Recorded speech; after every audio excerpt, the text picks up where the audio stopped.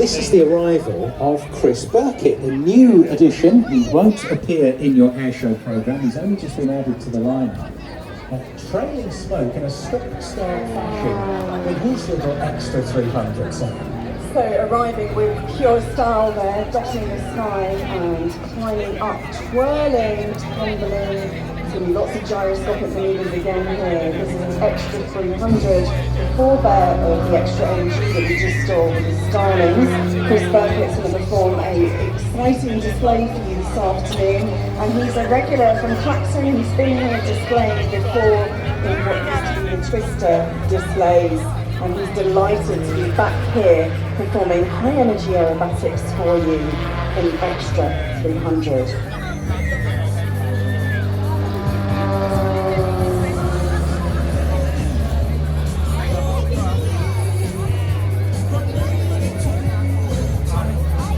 So Chris arrived in pure style, diving in, and lots of flip rolls, which you'll see plenty of, then coming into a Murroid, which is a manoeuvre that we often see at air shows and display competition flying.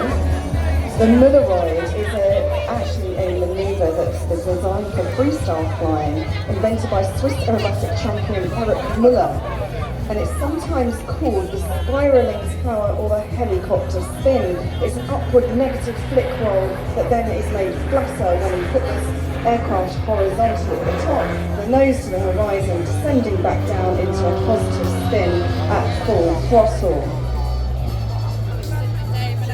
We're seeing lots of upward climbs and tumbling from the aircraft as Chris points up above the wind farm there, slowing on the top, hesitating, diving down.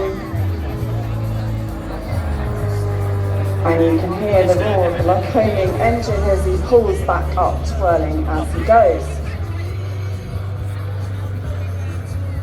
Now Ian, you can see on my notes here I've got a bit of paper with lots of scribbles on it, lots of arrows and circles. This is Chris's display routine drawn with arresting diagrams, which are used for competition aerobatic flying. And some of the pilots have these stuck on their dashboards to remind them of the routine.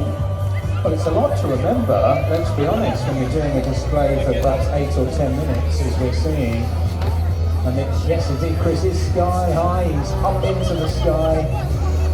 Tumbling back down with the smoke trailing.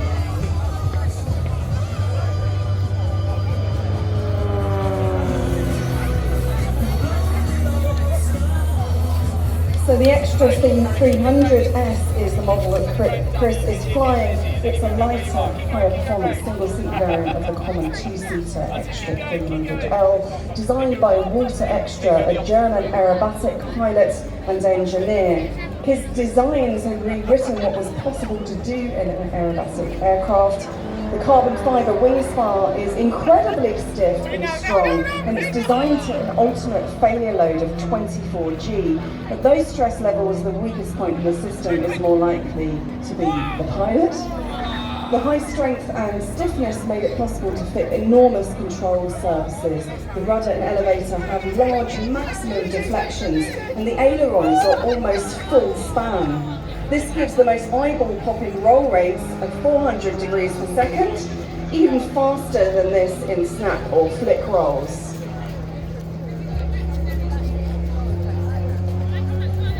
The aircraft tried to improve on the highly successful Pitt special biplanes that were designed in the 70s and early 80s. Walter Extra concluded that the future of aerobatics lay with monoplanes, both because of the intrinsically higher performance available from an aircraft that did not have to carry additional struts and bracing wires, but also to the cleanness of the profile presenting to aerobatic judges during competition.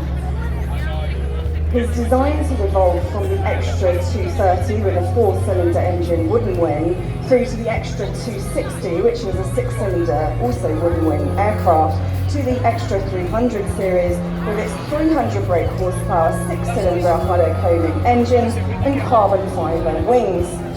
The fuselage is a conventional welded steel tube construction, which is good for 16G, and it's covered by glass fibre panels with some fabric covering at the rear.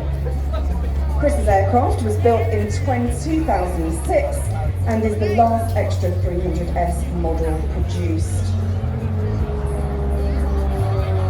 Flying proud centre in a slow aileron roll, the smoke trailing, sun glinting on the canopy as he flick rolls out towards the J-wing end of the beach. The Extra 300S is placed highly in World Aerobatic Championships and it's been flown in regular air races by pilots such as Nigel Lamb and Bonham. And its latest evolution, the Extra 330 SC, is flown by current World Aerobatic Champion Florent Odom.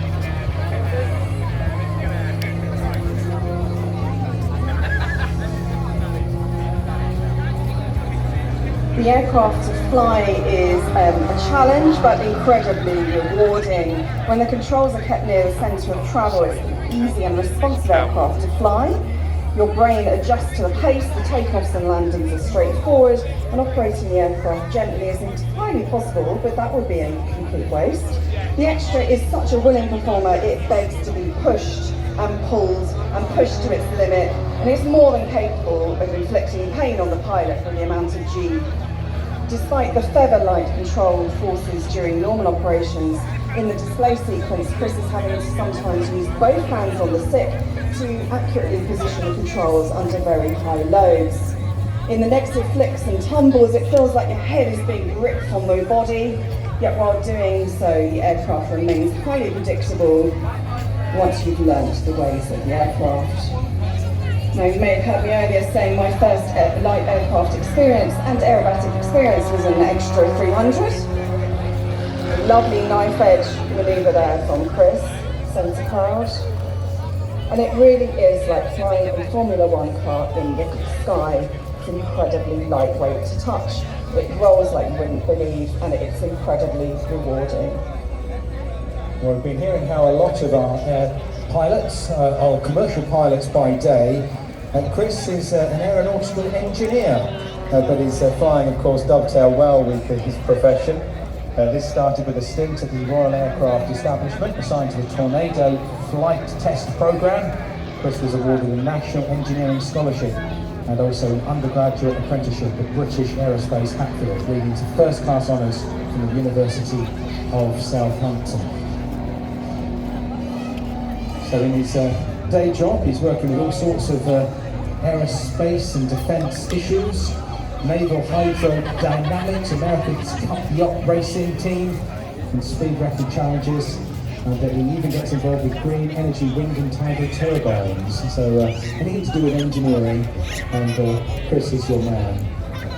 And as he banks around into the distance, we can see him, he's gone right up over the J-Wick end of the seafront. So if you are listening to Radio Airshow up there in towards the J-Wick area, then you've had a lovely view of the aircraft as it just banks back around towards Clacton Aeroclub. Well done, Chris. That was an absolutely superb display from G-Force Aerobatics.